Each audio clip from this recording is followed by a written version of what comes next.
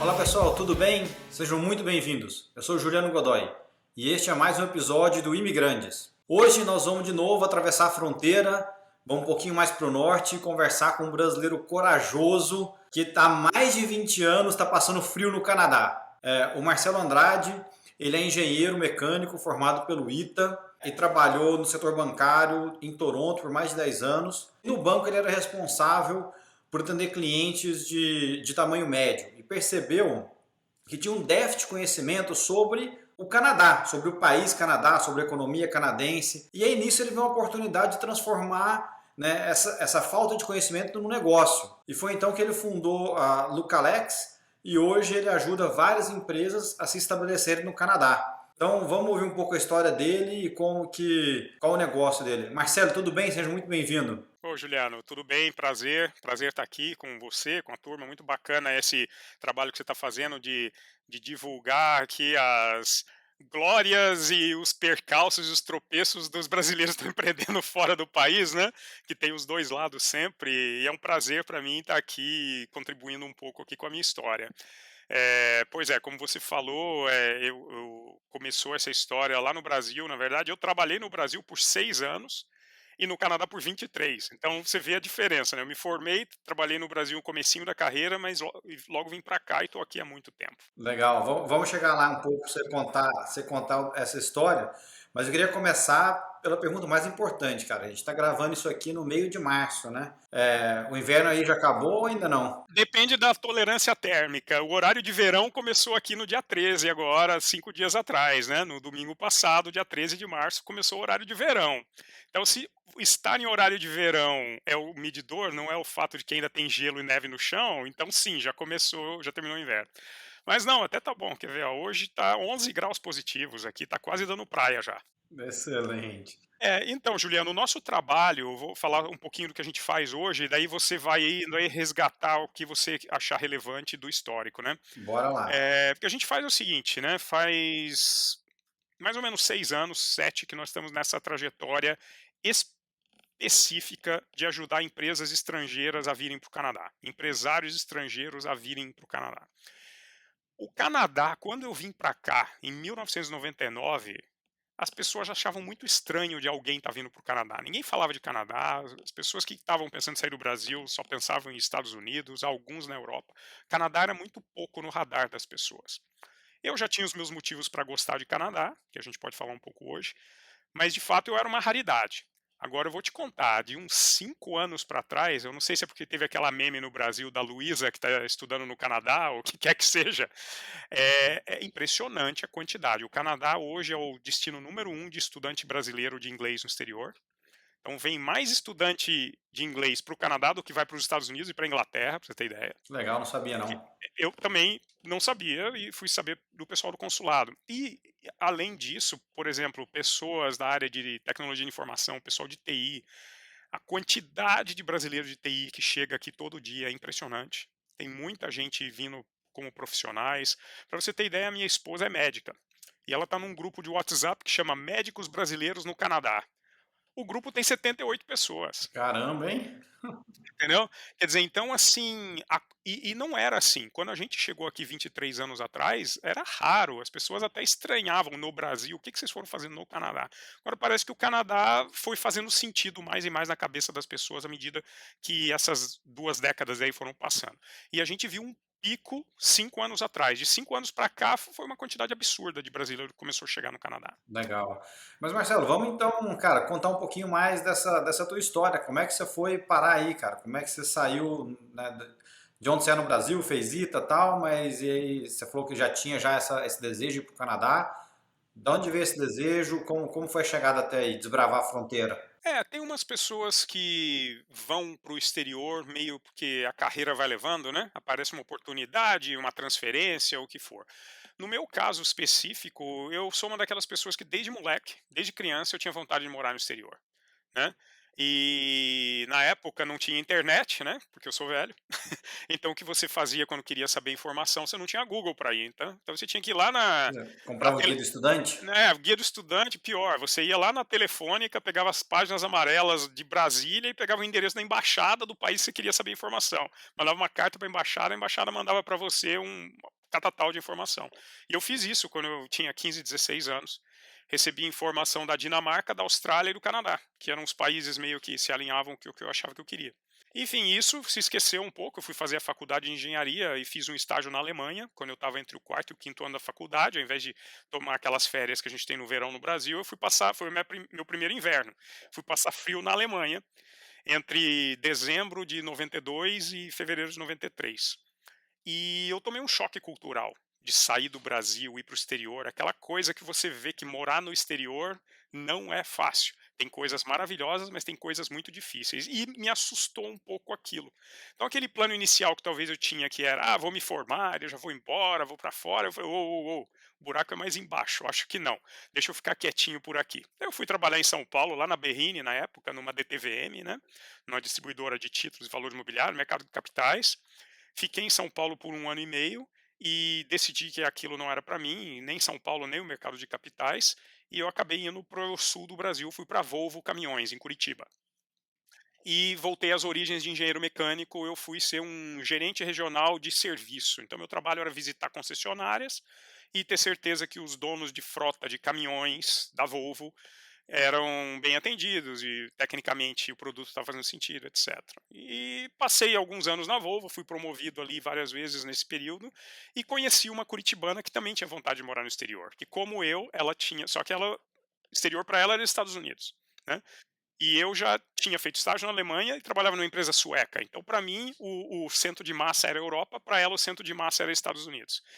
E quando a gente começou a falar de sair do país, que foi logo que a gente se conheceu, ela já estava com a papelada para ir fazer residência nos Estados Unidos em andamento, a gente decidiu ir daí que nem tanto ao mar, nem tanto à terra. Não, nem eu queria ir para os Estados Unidos e ela também não queria ir para a Europa e a gente achou o Canadá no meio do caminho, literalmente, não só no meio do caminho geográfico, quase, se você for por avião, né, que o avião faz aquele contorno pela Groenlândia lá, mas literalmente, culturalmente, o Canadá é uma mistura bem interessante de Europa, principalmente Escandinávia, com os Estados Unidos, né? E daí funcionou para nós. Então foi assim que a gente chegou aqui. E daí, na hora de decidir como vir, em qual formato, eu já estava formado há 6 anos, mas ainda não tinha uma senioridade enorme de carreira. Me ofereceram na Volvo na época de me transferirem para a Suécia, mas eu fui muito relutante de aceitar a oferta, porque eu sabia que eu ia ficar com aquela lealdade amarrada. Eu falei: "Cara, eu vou para lá, sacanagem, eu não posso ir para lá, passar 2 anos e pedir demissão e ficar fora, os caras estão contando comigo de volta, né". Então eu não quis que o meu empregador fizesse aquele investimento em mim, sendo que eu já sabia que o meu interesse de longo prazo era ficar fora. Então a gente veio, na verdade, para estudar. Eu botei a mochilona nas costas e voltei a estudar. 6 anos depois de passar do ITA e ter jurado de pé junto que nunca mais eu ia estudar nada na minha vida, porque eu não aguentava mais, eu voltei e fui fazer um mestrado em economia aqui na Universidade de Toronto. E daí fiz esse mestrado, virei macroeconomista e arrumei um emprego no maior banco do Canadá, que chama RBC, Royal Bank of Canada, RBC, e eu fui ser gerente de risco país para a América Latina do Royal Bank, que para mim foi um emprego perfeito, porque meu trabalho era explicar a macroeconomia da América Latina para gringo aqui, para o board Isso em que ano? Cara, isso foi 2000, então eu peguei a primeira eleição do Lula com risco país indo para 2.500 pontos, eu peguei o default da Argentina, que o Domingo Cavallo deixou flutuar a paridade do dólar com Com o peso? peso, e eu peguei aquela primeira tentativa de golpe no Hugo Chávez, que lembra que o próprio exército deles fez uma tentativa de golpe, 4 dias depois ele retomou. Então foi uma época muito turbulenta na América Latina e meu trabalho era explicar tudo isso aqui, né?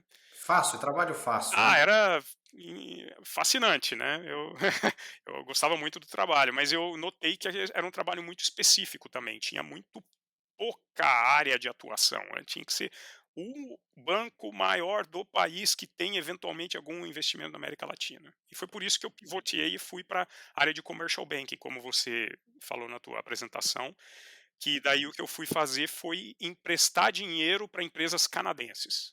Middle market deles aqui é faturamento entre 30 e 250 milhões por ano. E 90% das empresas eram locais, não tinha nada a ver com exportação, nada. Então eu realmente fui aprender como é que canadense fazia negócio no Canadá. E pela primeira vez na minha vida eu fui ter essa interface com empreendedores, com donos de negócio, porque todo o começo da minha carreira foi em multinacionais. Eu cresci, né, você falou de origem, eu cresci no Vale do Paraíba, minha cidade de origem chama Taubaté. Ali, todo adulto que eu conhecia trabalhava numa multinacional. E eu fiz faculdade em São José dos Campos, no ITA, que também é multinacional atrás de multinacional. Então, quando eu virei commercial banker aqui no Royal Bank, foi a primeira vez que eu tive contato com donos de pequenas empresas, médias empresas. E eu adorei aquilo, adorei ao ponto de prometer para mim mesmo que eu não ia aposentar no banco. Aí, só que na época não era hora de inventar moda, a minha esposa ainda não estava com a licença dela para praticar medicina no Canadá. A gente tinha 2 filhos muito pequenos, ainda um bebê e um toddler, né, e daí eu botei minha cabeça, trabalhei por mais 10 anos como commercial banker. E para mim foi ótimo, uma escola enorme, descobri como fazer negócio no Canadá. Você sabe, como banker, você tem que avaliar a proposta que o cliente está te fazendo. Toda vez que um cliente vem te pedir dinheiro, você tem que ver, peraí, esse dinheiro vai dar resultado ou não vai dar resultado? Qual é o plano? Como que essa empresa está estruturada para gerar o resultado? Então, isso virou segunda natureza para mim. Eu fiz muito disso por mais de 10 anos. E o segundo bloco de 5 anos, desses 10, os primeiros 5 foram no próprio Royal Bank of Canada, nos outros 5 eu trabalhei no HSBC do Canadá. Na época ainda tinha HSBC no Brasil. E o HSBC tem aquele mantra, The World's Local Bank. Ou seja, muitos dos nossos clientes eram empresas internacionais vindo fazer negócio no Canadá. E aí que eu tive um estalo na minha cabeça. Eu falei, opa, esse pessoal estrangeiro que está tentando vir fazer negócio no Canadá escorrega nas mesmas cascas de banana o tempo inteiro. Então eu via a empresa francesa, a empresa de tudo que é canto, cometendo os erros, ou seja, você tinha mercado, você tinha bom produto, você tinha demanda e o negócio não saía nem próximo do que era a expectativa. Eu falei, o que está acontecendo? Aí eu fui anotando e fui aprendendo o mapa dos cascas de banana. Aí quando alinhou o período certo, eu pedi demissão, criei essa minha consultoria do nada, com ninguém, só eu trabalhando. Hoje nós somos 8 pessoas em 3 países. E mas eu vi que existia a necessidade de você ajudar a empresa estrangeira, principalmente essas menores, porque quando uma Embraer, uma Vale do Rio Doce está internacionalizando, cara, o cara vai lá, manda 6 executivos para fora, fecha um andar do Hotel Sheraton e manda, assim, acabou. A empresa não. Contrata advogado, contrata. E pronto, e contrata o melhor advogado da cidade, o mais caro, não interessa. Ele já aloca um budget ali, já bota ali, sei lá, quantos milhões de dólares para fazer essa abertura do escritório. Agora, quando é o cara menor ele não tem nem profundidade gerencial na empresa. Ele fala, pô, o cara que tem condição de entender isso lá fora, e o cara que fala inglês sou eu mesmo, mas eu não tenho tempo. Como é que faz? Então, foi aí que foi a oportunidade que a gente construiu. Então, de 2015 para cá, nós ajudamos, estamos na 41ª empresa. Foram 41 situações de empresas vindo para o Canadá. 32 delas nós ajudamos no modelo de consultoria, que era um modelo que a gente era o único modelo que a gente tinha, e mais recentemente do ano para cá nós criamos um programa de integração aos negócios no Canadá, que é um programa de self-serve, né? Um programa quase de uma mentoria coletiva para um grupo de empresas que estão na jornada de vinda para o Canadá. Mas enfim, eu não vou fazer comercial aqui, eu só queria te contar a história. Não, nós vamos chegar no comercial, fica tranquilo. Senão não tem graça. Mas, cara, tem bastante coisa nesse começo aí. Vamos talvez, né, dividir um pouco e explorar alguns pedaços, né? Você já tocou brevemente, mas conta pra gente um pouco melhor então o que que é a Lucalex e aí quais são, né, que tipo de serviço que você presta para os seus clientes. A Lucalex hoje, então, é uma empresa que eu fundei e que nós temos 8 colaboradores a bordo, tá? Nós temos 3 no Brasil, 4 no Canadá e uma em Portugal, tá? E esse grupo de pessoas, eles são muito segmentados por funcionalidade. Então nós temos, por exemplo, um gerente de projeto que mora em Vancouver. Temos um cara de TI que mora em Montreal. Temos uma pessoa de operações que mora aqui na região de Toronto. Temos uma pessoa que é gerente da comunidade do nosso programa de integração, que é essa mentoria coletiva, é a gerente da comunidade e mora no interior de São Paulo. E por aí vai. Tá? Temos um especialista de marketing que mora em Cuiabá, uma pessoa de desenvolvimento de negócios que mora em Brasília. Né? Porque a gente Eu acho o seguinte, o que a gente faz, a gente pode fazer e já fez para gente de qualquer país. Nós já tivemos clientes um cliente da Colômbia, 3 clientes dos Estados Unidos, tá? E os outros todos brasileiros nesse universo. O que acontece é que o pessoal, a hora que vê, tá procurando alguém que entenda o lado de cá, mas que eles também confiam, ajuda muito o diploma do ITA, entendeu?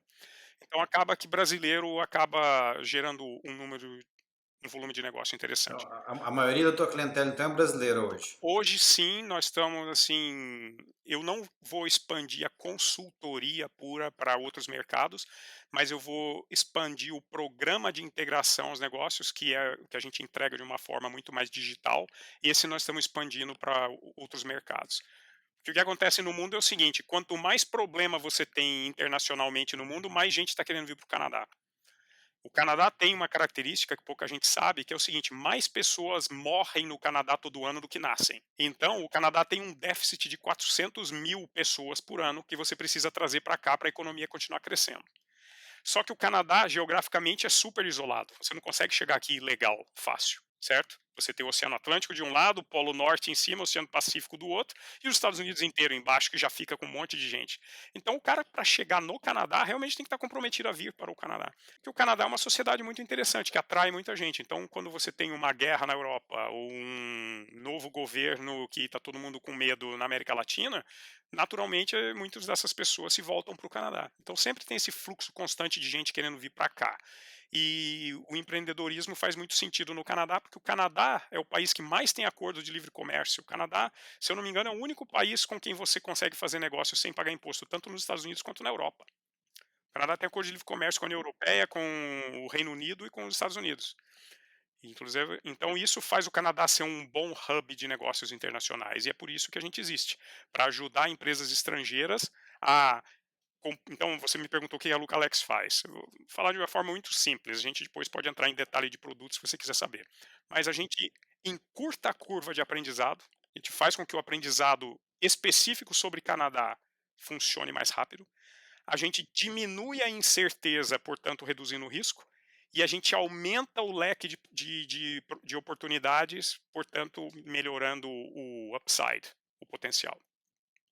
É isso que a gente ajuda a fazer, basicamente. Entendi. E aí, nesse negócio tem meio que dois modelos. Um que vocês prestam consultoria, né, meio que pode ser end-to-end, ou pode ser em algumas áreas específicas, e uma outra que é como se fosse um manual, né, um do-it-yourself, que é você deixa lá um manual para a pessoa, ela estuda e tenta fazer alguns passos sozinhos. Faz sentido? Faz sentido, deixa eu te dar um pouco mais de detalhe. Na consultoria, o que nós fazemos é basicamente nós viramos o gerente de projeto da implementação canadense para a empresa. Então, o que a gente faz? A gente define o escopo do que a empresa quer fazer aqui, a gente define um calendário de reunião, onde toda semana a gente se reúne por 1 hora com o empresário do outro país que está querendo vir para cá, e a gente define a agenda de itens de ação. Toda semana, está aqui o que nós vamos fazer, está aqui o que fizemos, está aqui o resultado que deu, vamos recalibrar e continuar. E a extensão do projeto varia muito. Os menores duraram 3 meses, porque em 3 meses a gente conseguiu apontar para algumas empresas que a expectativa que eles tinham sobre o Canadá não era realista. Aí, a hora que eles descobriram o que realmente dava para fazer no Canadá, eles falaram: ah, não, então melhor não, deixa para lá, certo? Agora, tem empresa que cliente da gente em consultoria por quase 3 anos, mais de 2 anos e meio, ao longo da gente estar ajudando nessa implementação. Então, isso é consultoria. Tá. Consultoria, então, muito proativo, uma participação muito junto, a gente arregaça a manga e se aprofunda junto com a empresa na implementação canadense. Então, quase virando um gerente de projeto para o Canadá. Então, nós vamos marcar reunião, nós vamos nas reuniões juntos, nós vamos trazer os especialistas juntos, e eu vou estar presente, eu ou alguém do meu time, vamos estar presente nas coisas que estão acontecendo do lado de cá. Tá? Então, isso é consultoria. Do outro lado, tem o programa. O programa, como eu falei, chama PINC, Programa de Integração aos Negócios do Canadá. Nós vendemos ele na forma de uma assinatura dentro da plataforma brasileira que chama Hotmart. E o programa, basicamente, ele tem 2 pilares. O primeiro pilar é um pilar de conteúdo. Eu escrevi 17 módulos onde eu consolidei esse aprendizado meu de 23 anos no Canadá, 10 anos financiando mais de 130 empresas, 5 anos vendo empresa internacional pisando em casca de banana, e mais 32 casos de consultoria que nós fizemos, isso me deu muito aprendizado. Eu Com certeza. enxuguei esse aprendizado todo num programa em 17 módulos que eu mesmo escrevi.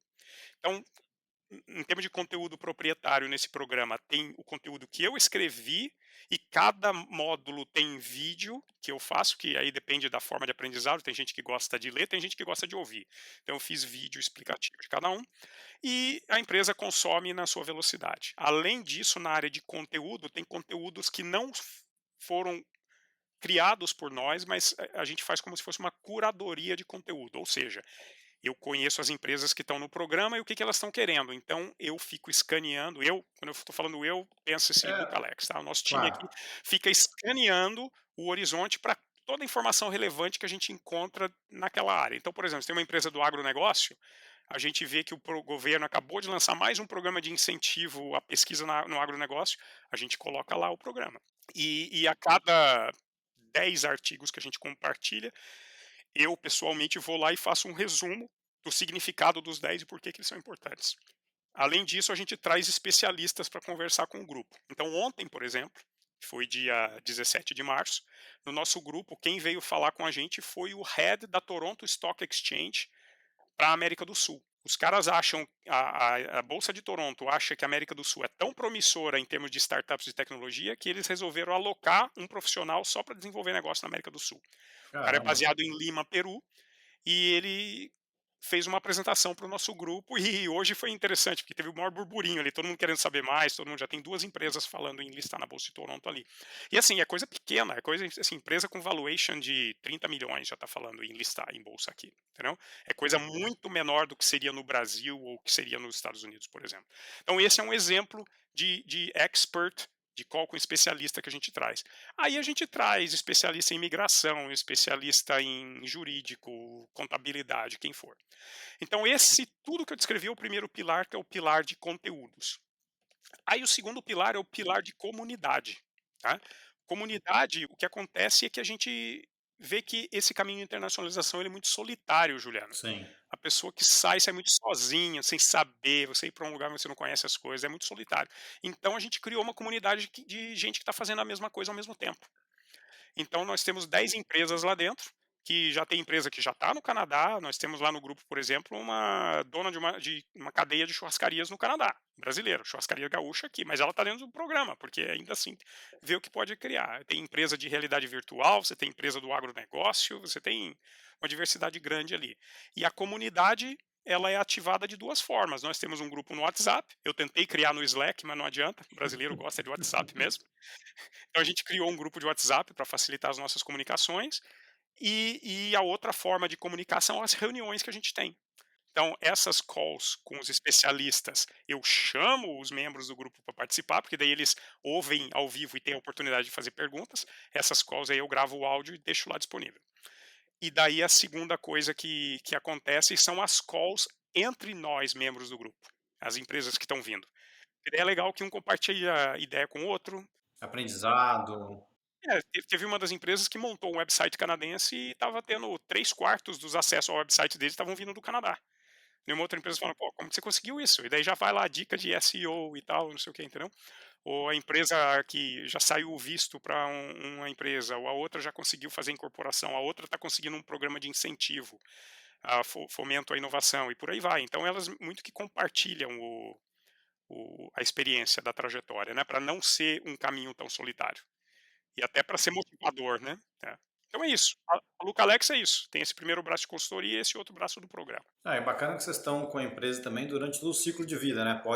Quem está só tendo uma ideia, pensando em abrir uma empresa, pode ir lá, fazer o programa, depois, né, se for mais a sério, pode contratar vocês como consultoria e depois fazer parte da comunidade, né? Exatamente essa ideia. A frustração da consultoria é que o programa era excelente, a consultoria, o produto era excelente, 32 empresas aí que fizeram isso com a gente, mas eu notava que tinha muita gente que falava: "Ah, mas ainda não está na hora para nós. Ah, mas não está ainda na hora para nós". Mas não estava na hora, mas também daí a pessoa perde a motivação, porque a gente sabe, o Brasil é uma fábrica de imprevisto. Todo dia acontece alguma coisa que vai puxar a tua atenção. Então, se teve um dia você teve aquela sementezinha na cabeça de querer ir para o Canadá, você vai ser puxado para 30 direções diferentes até o fim de semana que vão fazer você esquecer que você queria vir para o Canadá. Então a gente resolveu criar alguma coisa que consiga manter um norte, uma bússola e uma motivação através de exemplos de participação na comunidade, para quem ainda está no estágio muito preliminar ainda, muito mais preliminar. Foi isso que a gente fez. Entendi.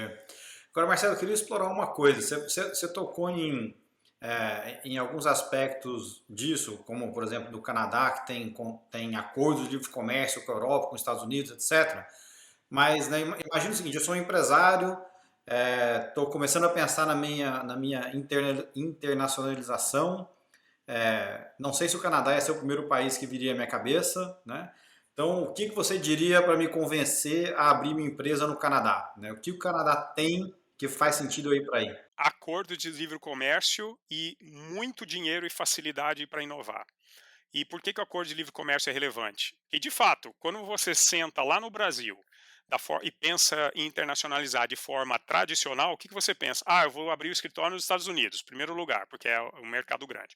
Aí eu vou abrir um outro escritório na Europa. Aí eu vou abrir um outro escritório na Argentina. Aí eu vou abrir. Então fica essa coletânea de um monte de coisa fragmentada que você está tentando fazer lá fora, né?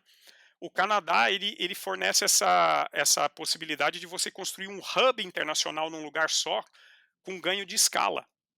Então, o Canadá, pelo Canadá ter acordos de livre comércio com os Estados Unidos, com a Europa inteira, com Chile, com Colômbia, com Peru, e o México já está dentro, porque é parte do NAFTA, né? Que agora tem outro nome, o USMCA. União Europeia, África do Sul, nós temos um acordo, o Oriente Médio inteiro. Quer dizer, então, você consegue, da base canadense, fazer negócio nesses lugares todos. Então, para quem pensa só em Canadá, fala, eu só quero vender no mercado canadense, mas está pensando para fazer outra coisa nos Estados Unidos, esse cara está perdendo dinheiro, porque a estrutura americana, só no câmbio, já custa 30% mais cara. O câmbio, o dólar canadense é 30% mais barato. Aqui você não tem que pagar plano de saúde para os seus funcionários, porque aqui o healthcare é de graça. Entendi. Entendeu? Então, nós temos cliente que veio para o Canadá só para vender nos Estados Unidos. O cara monta a base aí e daí ele vende para outros lugares. Exato. Então o Canadá faz sentido para quem quer fazer negócio internacional. Assim, a não ser que o negócio internacional que o cara quer fazer é ali, né, no país da vizinhança. Na Argentina, tá bom aqui já. No Uruguai, tá, aí tudo bem. Ou, sei lá, Angola, que o Brasil tem traço lá histórico colonial, falam português também. Ou, sei lá, talvez Iraque, Oriente Médio, assim, que o Brasil sempre teve laços históricos, né, de fazer negócio. Agora, se você está falando de G7, se você está falando de Europa, Estados Unidos, pô, o Canadá é o centro de gravidade para você colocar a tua base e a partir daqui fazer negócio nesses lugares todos. Entendi. Então, mesmo com o frio, vale a pena, então. Pois é por isso tem que ter alguma coisa boa, porque se fosse só o clima não morava ninguém aqui. Então você tem a questão dos acordos de livre comércio, daí você tem a questão da inovação.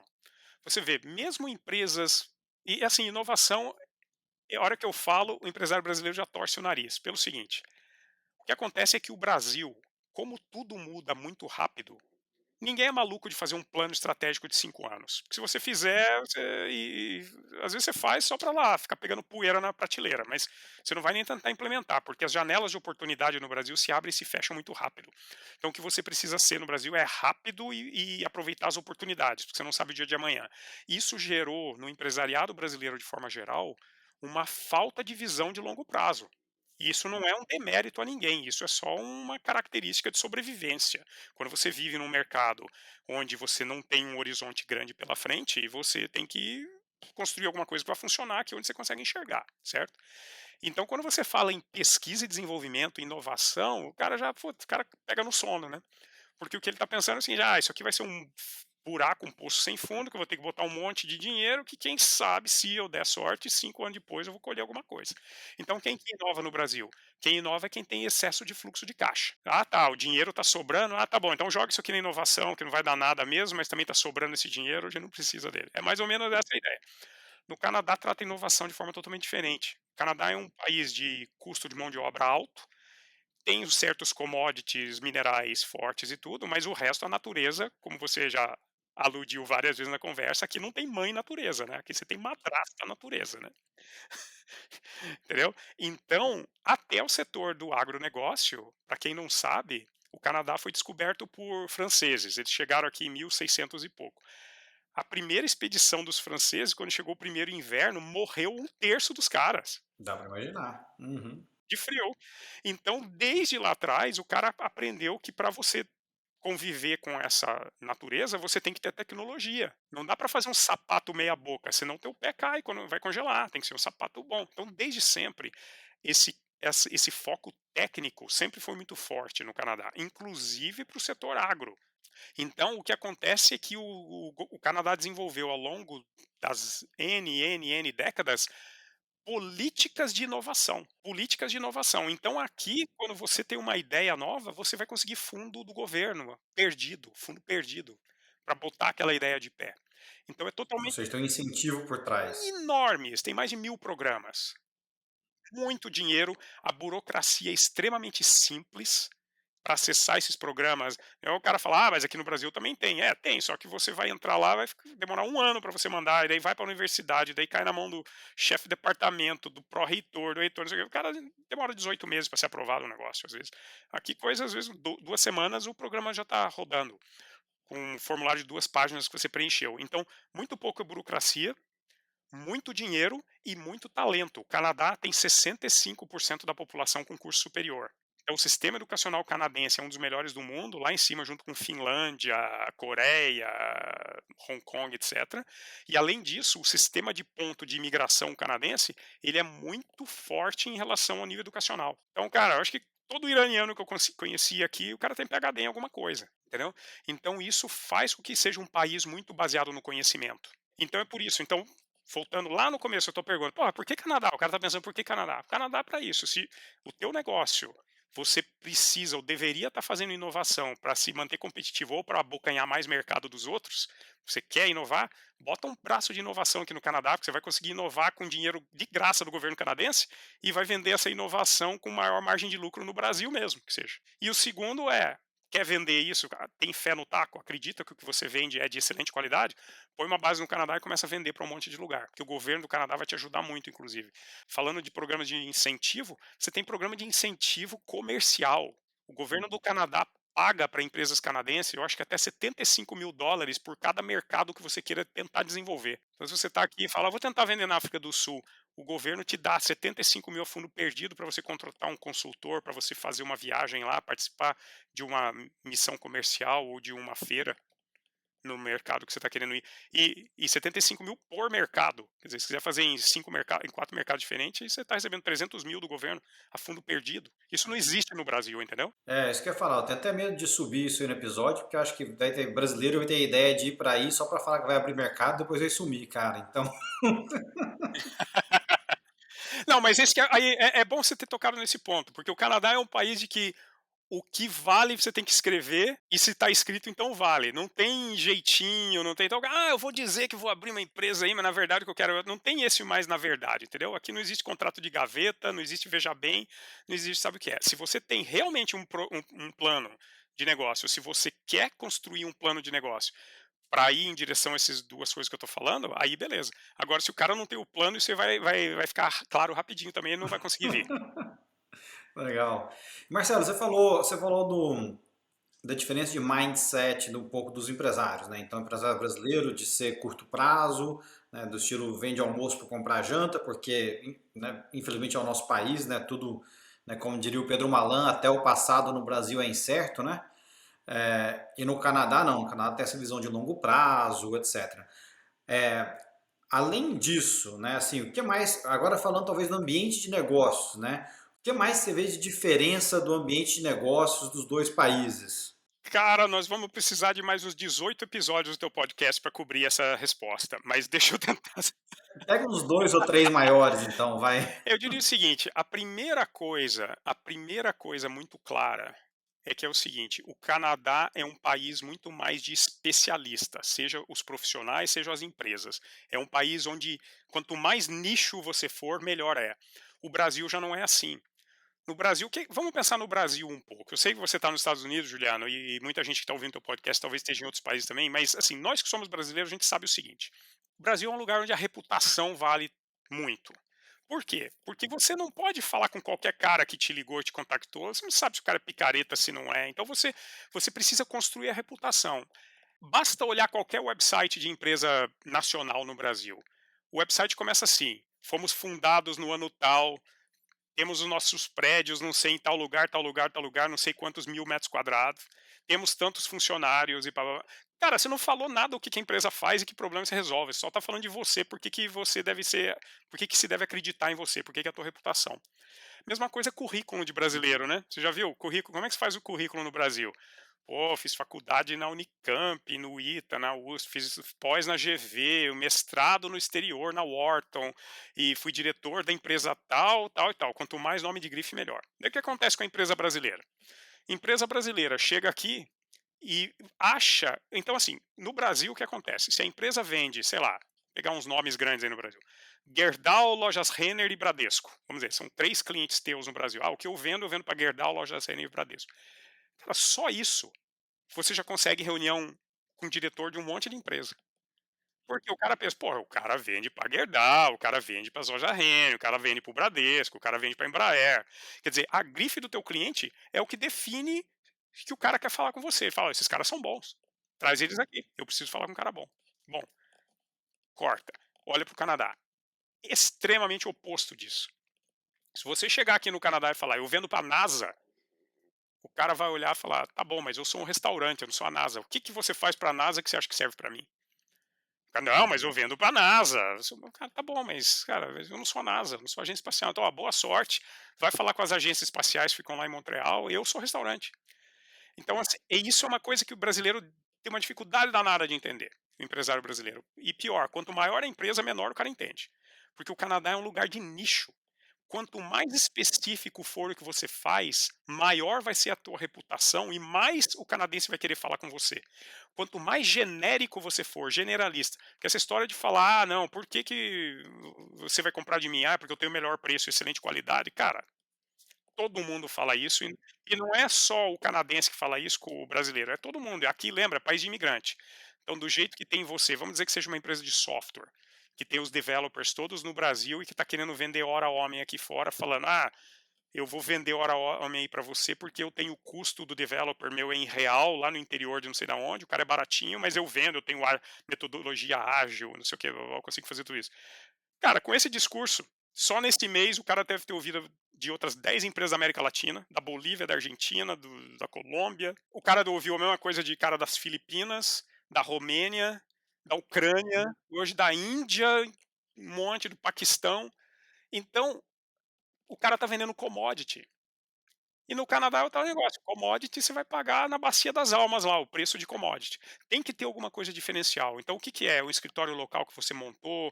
É uma assistência mais individualizada? Ou você é melhor do que ninguém nesse setor, nessa tecnologia? O canadense pensa batalha naval, sabe? Aquela batalha naval que você tem a coluna e a linha, assim, eu sou o melhor cara possível no setor tal, na tecnologia tal. Poxa, eu sou o cara que mais faz data analytics para varejo. Então aqui os 10 cases de sucesso, onde o que eu fiz foi economizei 70% nisso, aumentei a venda do cara em 90% num período de 2 anos por causa disso.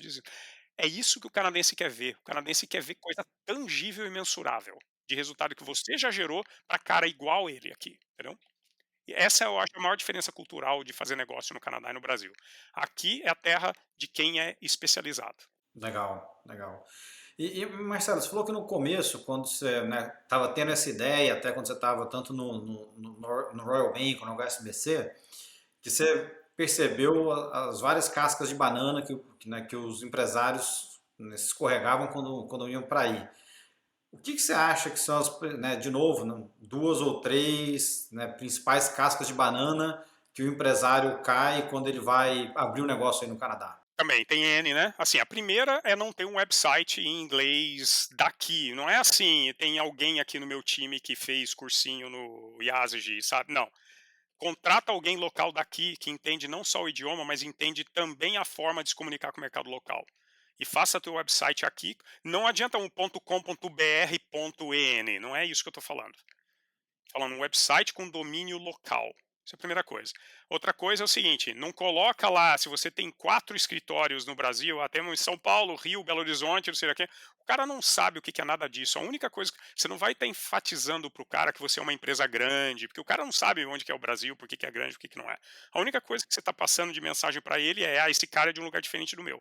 É como se você chegar em São Paulo, uma empresa indiana, e falar: "Ó, temos escritórios aqui, olha, em Bangalore, em Mumbai, em Islamabad e em Colombo".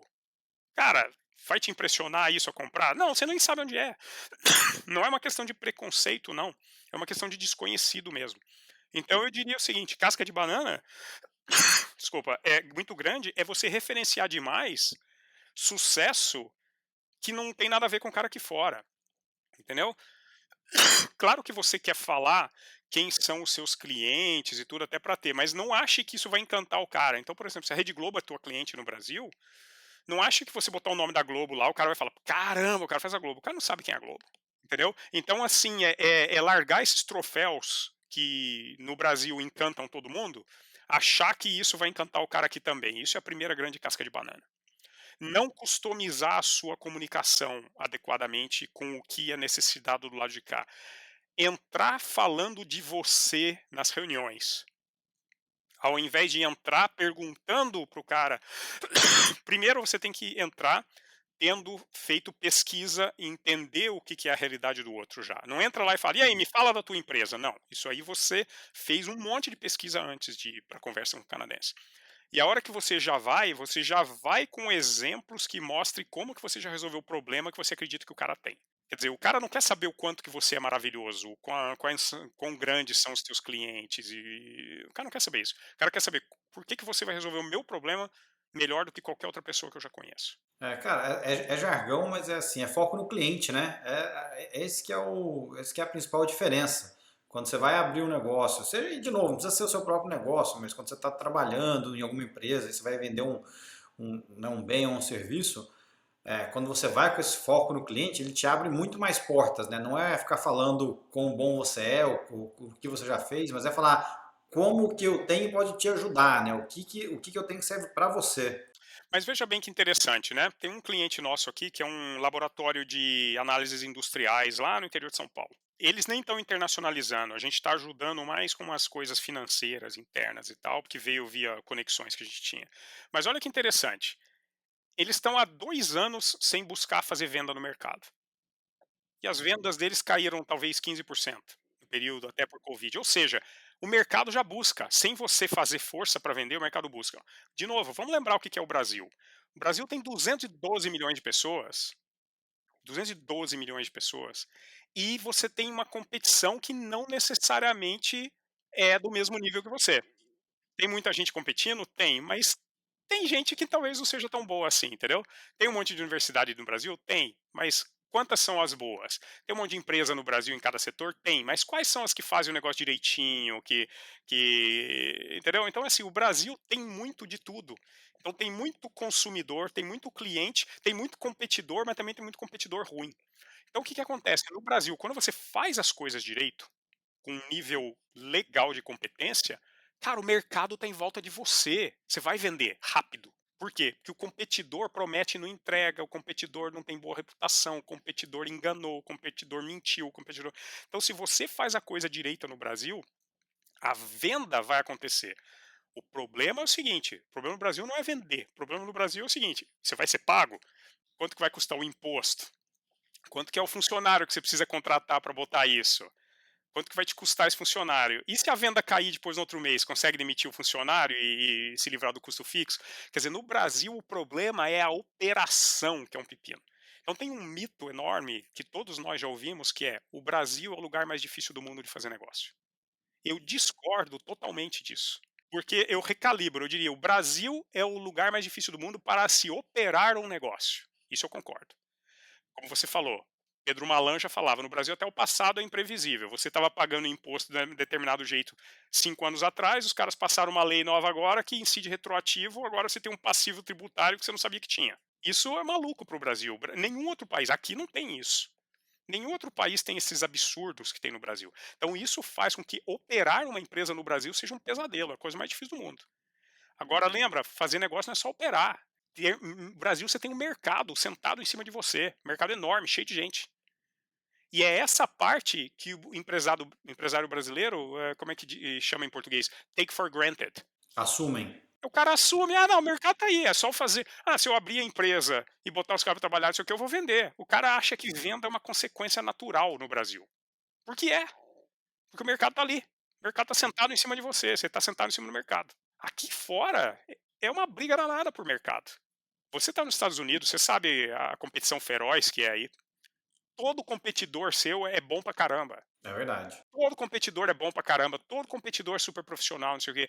Pra operar a empresa aqui fora é fichinha, brincadeira de criança parecido com operar uma empresa no Brasil. Agora, para você conseguir cliente aqui é um parto. Muito difícil, muito demorado, muito tudo. Você consegue conversar. Para você se diferenciar da tua competição e convencer o teu cliente, você tem que estar muito mais pronto. No Brasil é super comum, por exemplo, você ir para uma reunião comercial sem necessariamente ter uma agenda muito pré-definida. Você só está indo para a reunião porque você sabe que é alguém bom do outro lado. E ali na reunião que você define o que, que é. Me conta aí que problema você tem. Você tem esse problema, então eu posso fazer isso para você. Legal, vamos fazer, vamos fazer. Meu pessoal vai te mandar o contrato, não sei o que, a gente faz, acabou. Aqui não existe isso de você ir numa reunião para ir daí descobrir o que vai acontecer. O cara nem marca com você a reunião se ele já não souber exatamente o que, que vai ser discutido na reunião e por que, que vai ser de benefício para ele. E a reunião que ele vai marcar com você vai ter meia hora. E se a reunião terminar em 20 minutos é porque foi bem. No Brasil, você marca a reunião de 2 horas e o jeito de você saber que a reunião for bem, falou, cara, a gente tinha 2 horas marcadas, mas a reunião deu 3 horas e meia. Puta, a reunião foi excelente. Aqui os caras enxergam isso como uma perda de tempo gigantesca, uma ineficiência enorme. Entendeu? Então aqui demanda muito, muito, muito, muito, muito mais preparo comercial, preparo para fazer a venda. E no Brasil demanda muito, muito, muito, muito, muito mais habilidade de lidar com dor de cabeça operacional. Então, por isso que eu acho que no fim da história, a dificuldade de fazer negócio no Canadá e no Brasil é mais ou menos equivalente à dificuldade total. Só que onde que está a dificuldade é em extremos opostos. No Brasil é na operação, aqui é em vender. E Marcelo, eu queria mudar um pouco mudar um pouco o prumo da conversa aqui e falar do lado financeiro agora. Como é que é para obter recurso aí no Canadá, né? Imagina de novo, você falou que o governo dá algum tipo de incentivo, etc. Mas e o sistema financeiro para o empresário aí, enfim, se estabelecer, conseguir levantar recurso para fundir a empresa, etc. Esse ambiente também ele é mais fácil ou não? Confesso que eu nunca aprendi muito como funciona esse ambiente financeiro no Brasil. Lembra, no Brasil eu era engenheiro, trabalhava lá numa multinacional e então eu não me meti muito com isso. Apesar de eu ter muitos amigos que são e foram no mercado financeiro no Brasil, eu pessoalmente nunca tive a experiência pessoal direta para poder dizer e fazer uma comparação boa. Mas deixa eu te dizer como é do lado de cá. Do lado de cá é o seguinte: primeiro, quanto que está a Selic no Brasil hoje? Você sabe, não? Acho que é 11,75, se não me engano, Não, 11,25. aqui é 0,5, a equivalente da Selic aqui. Bom, para a conversa, já acabou já. Então só isso já. Entendeu? Então, só isso já te diz o seguinte: é infinitamente mais fácil você se financiar. Infinitamente mais fácil. Além disso, existe uma coisa que chama GSA, que é General Securities Agreement, que é um negócio que não existe na legislação brasileira, que basicamente é um documento que você assina quando você vai lidar com um banco, e você diz para o banco o seguinte: olha, seu banco, o seguinte, tudo que eu devo para você, se eu não pagar, você pode vir atrás de todos e quaisquer bem da minha empresa e você toma de mim. O que, que isso faz? Isso faz com que seja muito mais fácil. De uma vez que você tem esse GSA assinado, qualquer outra coisa que você for fazer com o banco já está meio que ali, entendeu? Você só precisa ter a viabilidade financeira para justificar a transação. Você não precisa, por exemplo, hipotecar o teu livro de boleto para poder ter um financiamento de capital de giro, que é igual no Brasil. No Brasil, eu quero fazer um financiamento de capital de giro, mas então eu preciso fazer os boletos com esse banco. Cara, aqui não existe boleto para começar. Não existe nem boleto nem nota fiscal, né? É como nos Estados Unidos, é invoice, manda direto, acabou. Então o que acontece? Você chega no fim do mês e faz o relatório dos teus contas a receber e manda para o banco. O banco pega todo contas a receber teu antes de 90 dias, subtrai o teu contas a pagar dos 30 dias, o que foi a diferença é quanto você tem de capital de giro financiável. Aí ele aplica um fator de 75% e te empresta aquele dinheiro. Entendeu? Então, assim, para quem já está aqui funcionando, o financiamento, tanto capital de giro quanto depois, né? Financiamento de bem de capital, leasing, financiamento de prédio, é muito mais barato, relativamente pouco burocrático. Tá? Agora, o problema é o seguinte: aí é como Quando eu fui trabalhar em banco pela primeira vez, né, depois do meu pai ser orgulhoso de ter um filho formado engenheiro no ITA, acho que o diálogo foi mais ou menos assim: "Pô, espera aí, então você agora vai trabalhar com aqueles cara que te dá o guarda-chuva quando tá sol e tira quando tá chovendo?", né, que é mais ou menos a visão de banco. Então, assim, tudo isso que eu digo aqui no Canadá sobre quão fácil é você emprestar dinheiro, mas não para o começo. Não venha com um canadense com um PowerPoint querendo que o cara te empreste dinheiro, entendeu? A empresa precisa já estar em operação, Estabelecida. precisa ter um Uhum. histórico de lucratividade, aí você consegue acesso ao sistema financeiro. Tem um vídeo, assim, se você me permitir aqui um rápido comercial, nós temos um canal do YouTube, né? A Lucalex, tá? Um dos últimos vídeos que eu gravei é a realidade de uma pequena empresa no Canadá. E eu tenho uns 5 minutos, 10 no vídeo que eu falo só dessa parte de financiamento, entrando em bastante detalhe de como que é essa questão de empréstimo, né. Não, bacana. Então manda pra gente o link aí, a gente vai colocar, Uhum. não só esse, mas vamos colocar também o link da Localex, enfim, tudo lá, mas vamos colocar no episódio, É, sim. porque tem, né, esse tipo de dúvida que é qual que é a diferença de operar, a diferença de burocracia de abertura de empresa, diferença de rotina de declaração de imposto de renda à pessoa jurídica, diferença de parte contratual. Aqui, não existe cartório. Não existe reconhecimento de firma, não existe cópia autenticada, entendeu? Pô, não precisa dar aquele carimbinho lá, cara. Pô, mó valor agregado isso. Não tem nada disso. Eu moro 23 anos no Canadá, as únicas 2 vezes que eu precisei reconhecer firma foi quando eu fiz a certidão de nascimento dos meus 2 filhos no consulado do Brasil aqui. Entendeu? Eu já comprei casa, montei empresa, faço tudo aqui, nunca fui autenticar a assinatura, como é que chama? Reconhecimento de firma, não existe. Reconhece Não firma, existe, não isso. existe. Realmente assim, todo mundo que eu tenho falado, esse ponto sempre aparece em termos de burocracia, né, do Canadá, os Estados Unidos, vis-à-vis o Brasil, né? Então, infelizmente, acho que é um ponto que o Brasil acho que está avançando, mas ainda tem muito para fazer ainda. E isso reflete, né, Juliano, a questão de ser uma sociedade de alta confiança, uma sociedade de baixa confiança. Eu não sou contra a existência de cartório, não. Se tiver alguém de cartório me ouvindo aí, não fique com raiva de mim. Pelo contrário, no Brasil você precisa ter cartório. Porque como que você vai confiar que o cara está apresentando o documento correto? Você precisa ter uma autoridade porque a sociedade é uma sociedade de baixa confiança, que você precisa ter uma autoridade idônea no meio que te jogue água benta ali dizendo, esse aí você pode lidar que está tudo certo. Entendeu? Agora, quando você está numa sociedade de alta confiança, o custo de ficar monitorando a falta de compliance seria muito maior do que o eventual vazamento de alguém que gerou uma fraude por alguma coisa. Entendeu? É igual, por exemplo, os ônibus e metrô aqui que não tem cobrador, né? O ônibus em Toronto não tem cobrador. Então, quando você entra no ônibus, tem uma caixa onde você bota o que você pagou e o motorista não checa. Você entra ali, paga, ou botou a moedinha, botou o passe lá, sei lá, e entra. O que acontece é que ninguém confere isso. E tem um vazamento aí, eu acho, de 3, 4%. O pessoal estimou que entre 3 a 4% não pagam. Só que se o cara for implementar toda uma infraestrutura, contratar cobrador e fazer não sei o quê, vai ser muito mais do que esse 3, 4%. Então não vale a pena, entendeu? Então não é que é todo mundo santo, que faz tudo certo, não é que não tem fraude. É que é tão pequeno que o custo para monitorar e para prevenir que a coisa aconteça não vale a pena, entendeu? Entendi. Bacana. Mas é bastante aprendizado, cara. E aí, assim, acho que tem coisa demais para explorar nesse universo aí. Mas nós vamos colocar o teu material também para o pessoal saber também, né? Não vai dar para a gente explorar tudo aqui. Mas eu queria que você contasse um pouco, né? Assim, dos seus 20 e tantos anos aí no Canadá, né? Qual foi a situação mais difícil que você já passou, né? Seja aí na sua vida de empreendedor, etc. E se você, né, naquele momento pensou em desistir ou não, e se não desistiu, o que te fez seguir em frente? Nunca teve nenhuma situação profissional que me fez desistir, tá. Teve situação pessoal, de saúde, entendeu.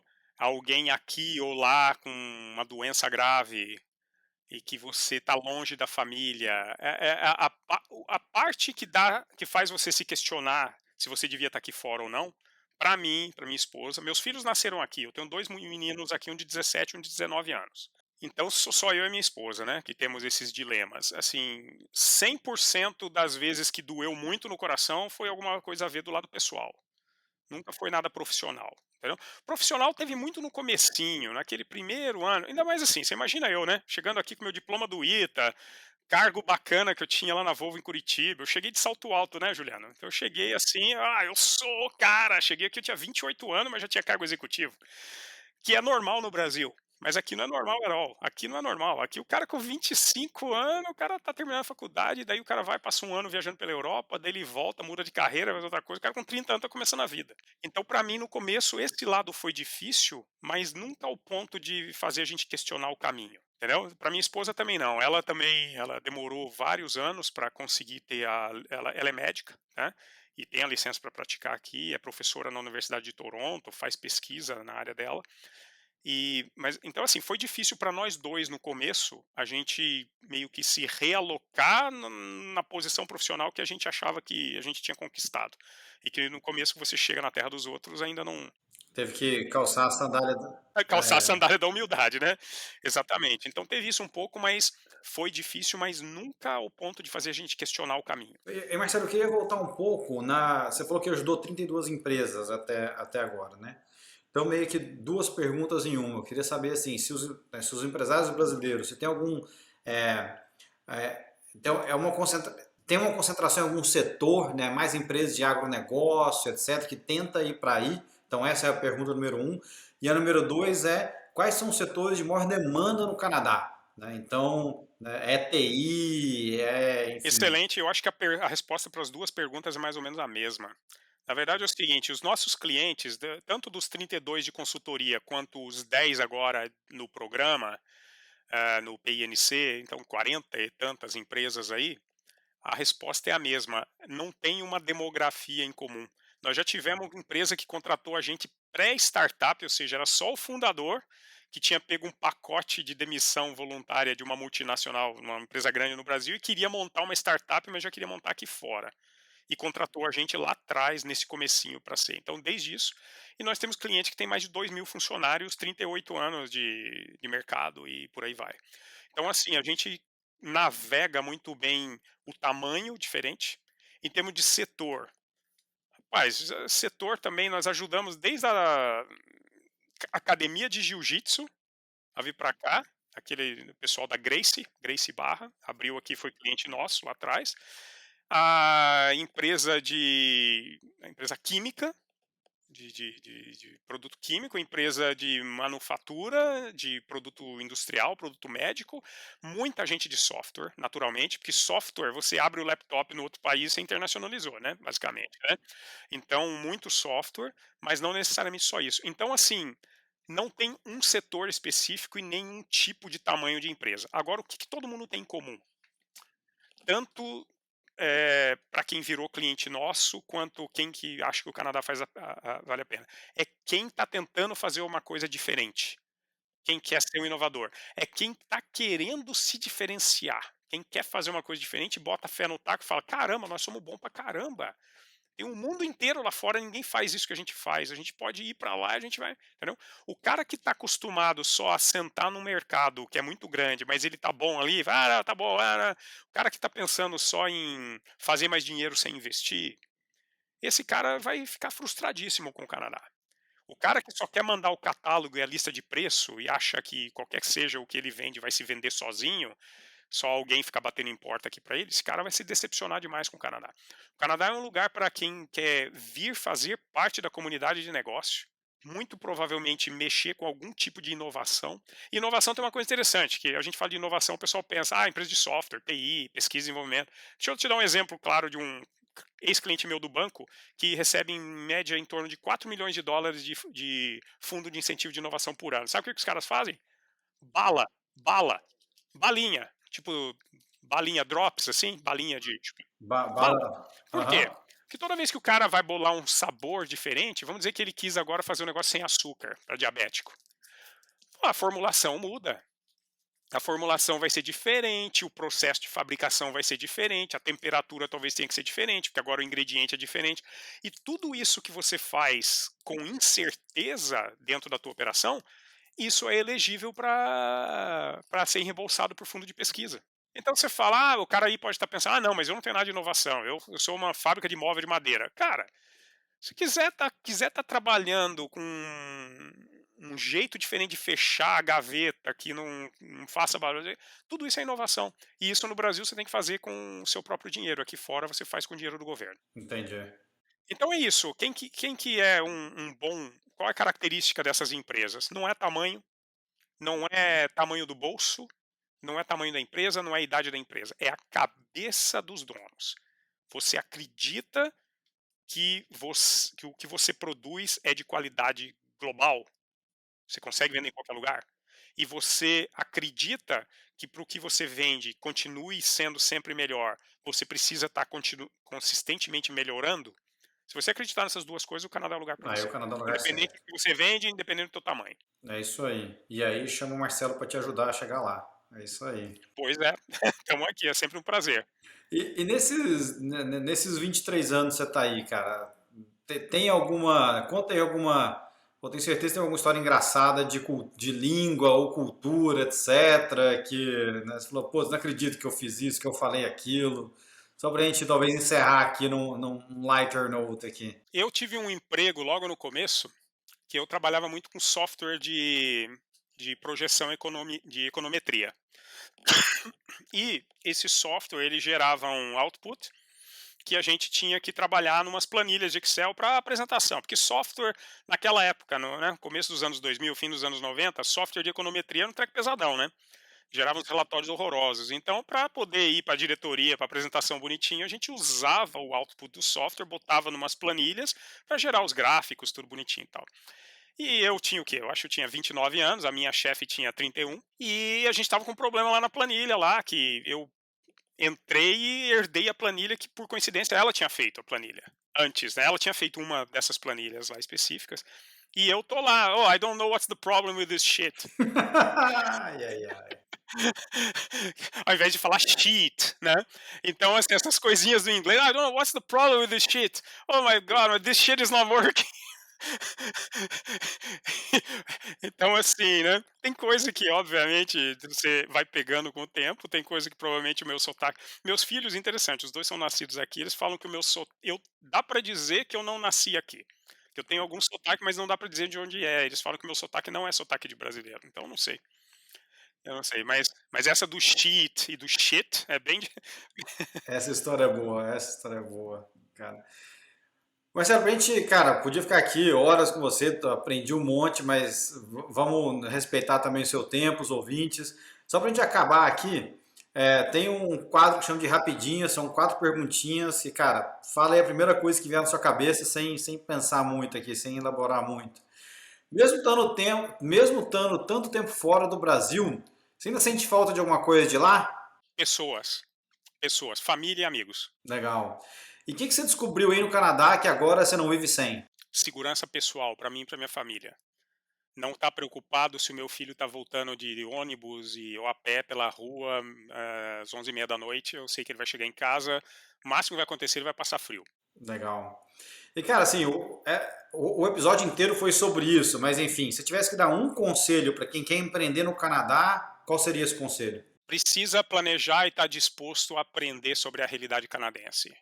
Não venha com os teus troféus, Não tem um jeitinho, teus, né? Não tem, vamos lá, deixa eu ver. Não tenho. teus troféus antigos aqui não significam muita coisa. E por fim, cara, assim, tem algum filme, um livro, um podcast que você recomenda pro pessoal que né, quer saber um pouco de como o Marcelo pensa, como o Marcelo gosta? Bom, eu leio bastante, mas infelizmente eu acho que eu sou bem nerd, assim, porque eu leio muito livro sobre negócios, né? Sobre vendas. Tem um livro que eu gosto que chama Why Should I Choose You? Por que eu deveria te escolher? Que na verdade, são dois consultores de Toronto e que eles ensinam que qualquer negócio você precisa saber sintetizar o que você faz em 7 palavras ou menos. Porque isso concentra a energia da organização. Então, no nosso caso, na Lucalex, as 7 palavras são: o seu sucesso no Canadá. Your Success in Canada. Então, esse livro eu acho muito legal porque ele faz você pensar, ao invés de ser aquela coisa que você sai falando de tudo para de todos, tentando impressionar os outros para que os outros façam, em 7 palavras explica por que eu e nobody else, por que você, por que escolher você é melhor, why should I choose you? Esse livro eu acho que é legal. Bacana, mais um para colocar na minha lista aqui. Marcelo, cara, de novo, muito obrigado. Foi sensacional esse bate-papo, adorei, aprendi bastante. Agora vamos à hora do merchan oficial aí, fala aí pra gente aonde que o pessoal te acha, onde que acha a Lucalex, enfim, faz o seu jabá aí. Legal, olha, então primeiro assim, né, eu vou compartilhar depois com vocês, eu acho que dá para botar no link por escrito, né, Juliano? Isso, a gente Bom, tem o coloca. nosso website primeiro, que chama lucalex.ca, né? Tem o YouTube da própria Lucalex, se você procurar lá você vai achar bem. A gente põe o link também. Tá joia, eu vou compartilhar. E se alguém tiver bastante interessado em participar desse nosso programa, que é a forma mais fácil, mais simples para quem está realmente querendo dar alguns passos do lado de cá, ou até numa fase mais inicial de tiração de dúvida, tem um programa dentro do Hotmart que chama PINC, Programa de Integração aos Negócios do Canadá, que eu vou compartilhar os links com você também. Tem duas modalidades, uma básica, que basicamente a pessoa acessa os conteúdos e participa da comunidade, mas não tem a gente participando um a um para orientar. E aí você tem um upgrade que é com a gente orientando mais de perto algumas vezes por mês. Mas eu passo isso também no link para vocês. Pô, legal, cara. Não, a gente vai colocar tudo aqui, todas as informações.